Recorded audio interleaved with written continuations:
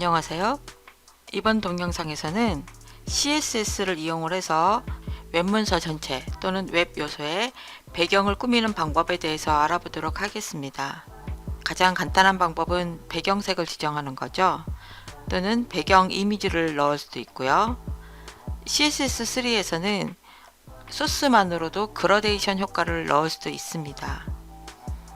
이 동영상에서 이러한 여러가지 방법에 대해서 어떻게 적용하는지 그 방법을 알아보도록 하겠습니다. 가장 먼저 살펴볼 방법은 배경색을 지정하는 것입니다. 배경색은 백그라운드 컬러라는 속성을 이용을 하시면 돼요. 지금 보시는 문서는 이제 제목 텍스트 하나만 들어가 있는 심플한 문서인데요. 문서 안에다가 백그라운드 컬러를 한번 넣어보도록 할게요. 스타일 태그를 이용을 해서 문서 내부 스타일 시트를 만들어 볼 거고요. 문서 전체에다가 배경색을 넣을 것이기 때문에 body라는 타입 선택자를 이용을 해 보겠습니다. 백그라운드 컬러를 이용을 할 거고요. 백그라운드 컬러를 무엇이라고 지정을 해줄지, 지금 까만색 글자이기 때문에 좀 연한색 배경색을 넣어 보겠습니다. 그래서 배경 이름을 한번 사용을 해 볼게요. 저장을 하면 지정한 배경색이 바로 적용이 됩니다.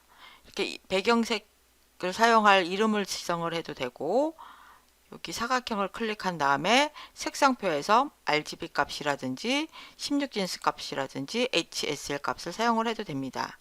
이것은 앞에서 텍스트 색상을 지정을 할 때 웹에서 색상 이름을 지정하는 방법에 대해서 설명을 드렸었죠. 어떤 것을 사용하셔도 상관이 없습니다. 이렇게 해서 배경색을 지정을 해주시면 돼요. 배경색은 아주 간단합니다. 두 번째, 배경 이미지를 지정하는 방법을 설명을 드리도록 하겠습니다. 배경 이미지를 지정을 할 때는 백그라운드 컬러 대신에 백그라운드 이미지라는 속성을 사용을 합니다. 그리고 형식은 URL이라는 키워드를 사용을 하고 괄호 안에다가 배경 이미지로 사용할 이미지 파일을 넣어 주시면 돼요. 자, 배경 이미지를 어떤 것을 사용을 할 것이냐면 이미지 폴더 안에 있는 bg1.jpg를 저는 사용하도록 하겠습니다.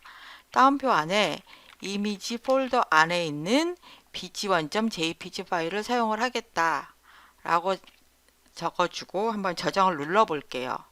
웹 문서에서 배경 이미지를 지정을 하면은요, 잠시 여기 bg1 파일을 찾아보면 이만한 이미지예요. 원래 이미지 파일은 이 조그마한 사각형이지만 따로 어떠한 옵션을 주지 않으면 웹 화면에 가득 차게 가로로 계속 반복되고 세로로 계속 반복되게 표시가 돼요. 그러니까 웹 브라우저 화면에 가득 차게 표시되는 게 기본 옵션입니다.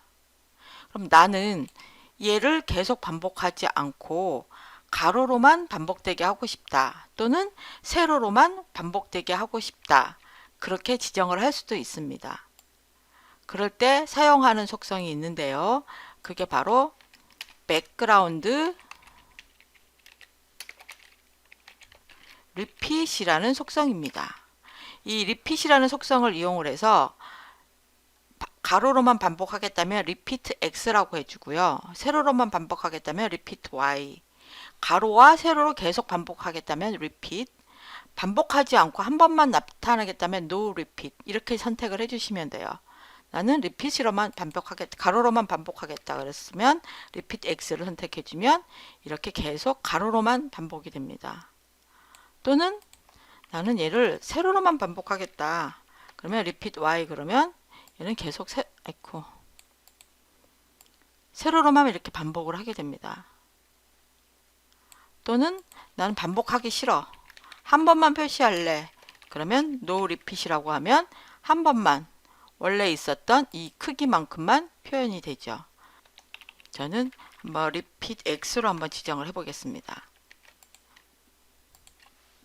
근데 나는 이거를 가로로 반복을 하는데 맨 윗부분이 아니고 아래쪽에다 표현을 하고 싶다. 그러면 배경 이미지의 위치를 바꿔야 되겠죠. 이 배경 이미지의 위치를 바꾸는 것은 백그라운드 포지션이라는 속성이 있습니다. 이 속성을 이용을 해서 바텀, 센터, 뭐 탑 이렇게 해서 위, 아래 위치를 바꿀 수가 있어요. 또는 레프트, 라이트, 그다음에 센터에서 좌우, 가운데 이렇게 조절을 할 수도 있죠. 저는 이제 가로로 반복을 했기 때문에 위, 아래, 중앙 이렇게 이 중에서 선택을 하면 되고요. 저는 바텀을 선택을 해볼게요. 네, 지금 포지션을 바텀이라고 지정을 했는데 배경이 밑으로 깔리지 않고 위에 보이죠? 이 이유는 문서의 내용이 한 줄밖에 없어서 그래요. 문서가 내용이 이 웹문서 맨 밑에까지 차 있으면은 이 배경도 맨 밑으로 깔릴 텐데요. 문서를 한번 가득 한번 채워볼까요? 임의대로 한번 소스를 수정을 해보겠습니다. 그래서 이 컨테이너라는 거를 이용을 해서 div로 묶어줬고요.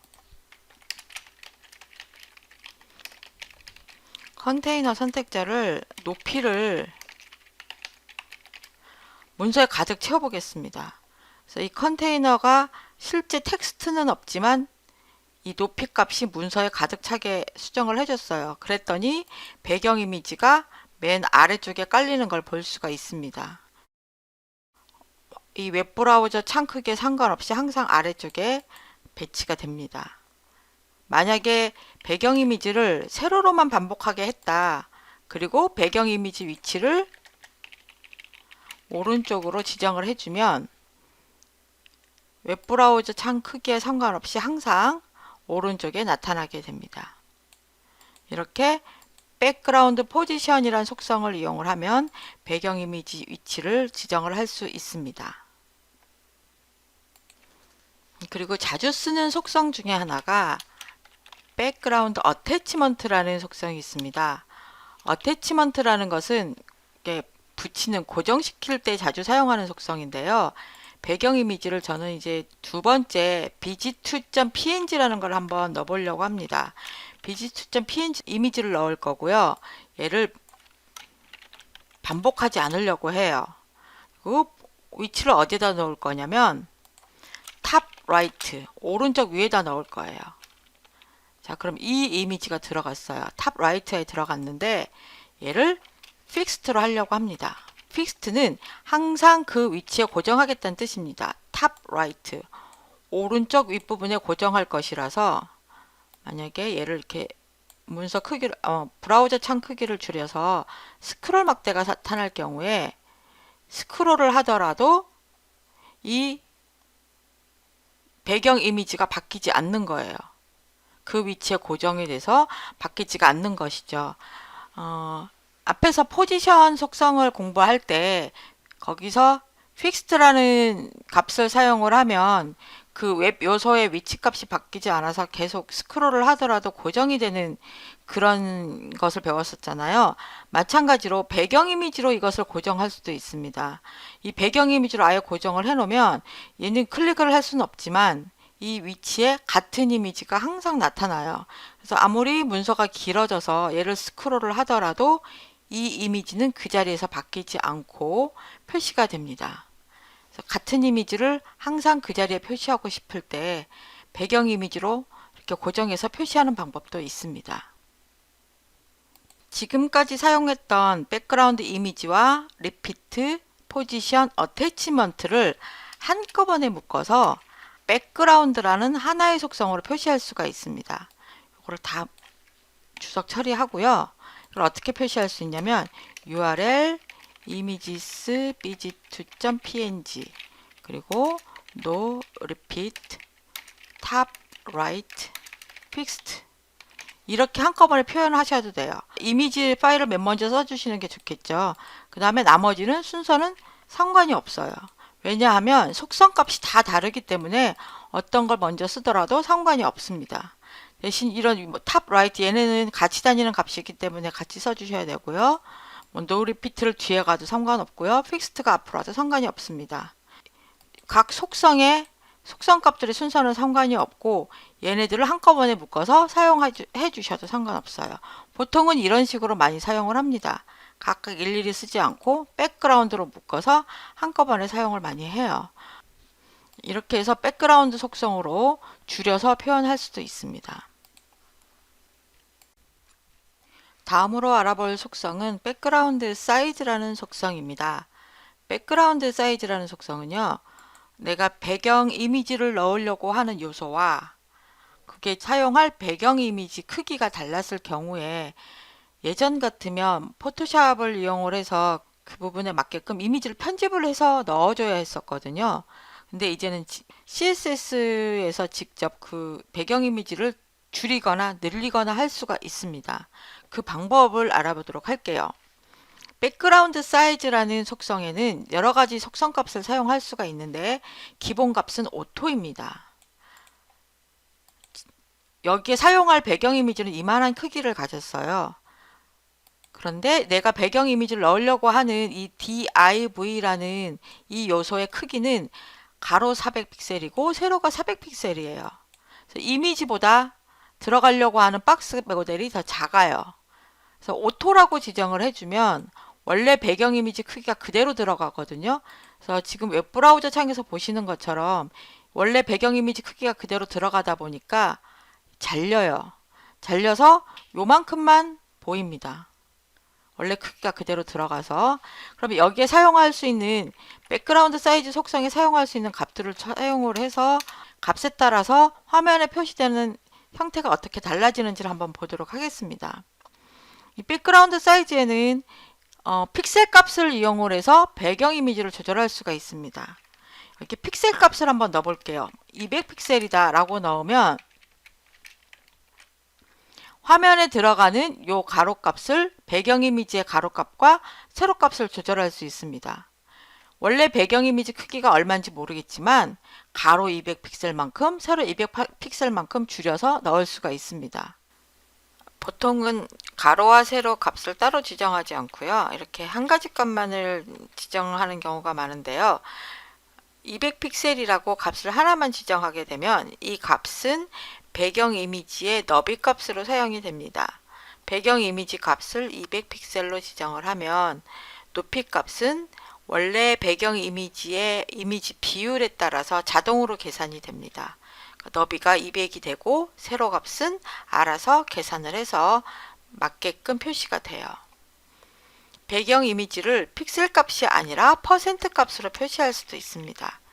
80%라고 한번 지정을 해볼까요? 80%다 하면 이 기준이 무엇이 되냐면 요소, 이 div 요소의 너비 값이 기준이 됩니다. 그러니까 400픽셀이었죠, 너비 값이. 이 400픽셀의 80%, 즉 320픽셀만큼의 너비 값을 가지게 됩니다. 배경 이미지의 너비 값이 400픽셀의 80%인 320픽셀이 됩니다. 퍼센트 값을 가질 수도 있고요. 키워드 값을 사용할 수도 있어요. 사용할 수 있는 키워드 값은 컨테인이라는 값이 있고 커버라는 값이 있는데 컨테인이라는 값은 이 요소 안에 배경 이미지를 모두 표시할 수 있게 하는 것이 컨테인입니다. 저장을 해볼까요? 이 div라는 요소 안에 배경 이미지가 모두 보일 수 있게끔 표현해 주는 거예요. 이 요소보다 배경 이미지가 크기 때문에 배경 이미지를 모두 보여줄 수 있게 하기 위해서 배경 이미지가 축소가 됐습니다. 또는 커버는 이 요소를 모두 다 덮을 수 있게끔 배경 이미지를 집어넣는 거예요. 그래서 배경 이미지가 잘려도 상관이 없고요. 배경 이미지가 작다면 최대한 늘려서 확대해도 됩니다. 어떤 방법을 쓰든지 간에 이 요소 div 요소를 채워주기만 하면 됩니다. 요소를 가득 덮는 게 목적이라면 커버를 쓰시면 되고요. 배경 이미지가 너무 마음에 들어서 그걸 다 보여주는 게 목적이라면 컨테인을 쓰시면 돼요. 그래서 컨테인을 쓰게 되면 요소에 빈 공간이 생길 수도 있어요. 어떻게든 배경 이미지를 보여주기 위한 것이기 때문에. 하지만 보통 우리는 이 배경 이미지를 보여주는 게 목적이라면 img라는 이미지 태그를 사용을 해서 보여주겠죠.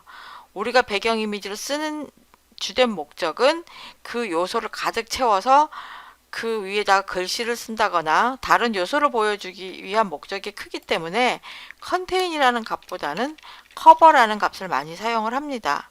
그 이미지를 요소의 배경으로 깔기 위한 것이기 때문에 커버라는 값을 많이 사용을 해요. 키워드 값을 사용을 할 수도 있고 앞에서 살펴보았던 픽셀 값이나 퍼센트 값을 사용할 수도 있습니다. 네, 오늘 배경색과 배경 이미지를 설명을 하다 보니까 동영상 길이가 좀 길어졌네요. 그라데이션 효과에 대해서는 다음 동영상에서 살펴보도록 하겠습니다. 감사합니다.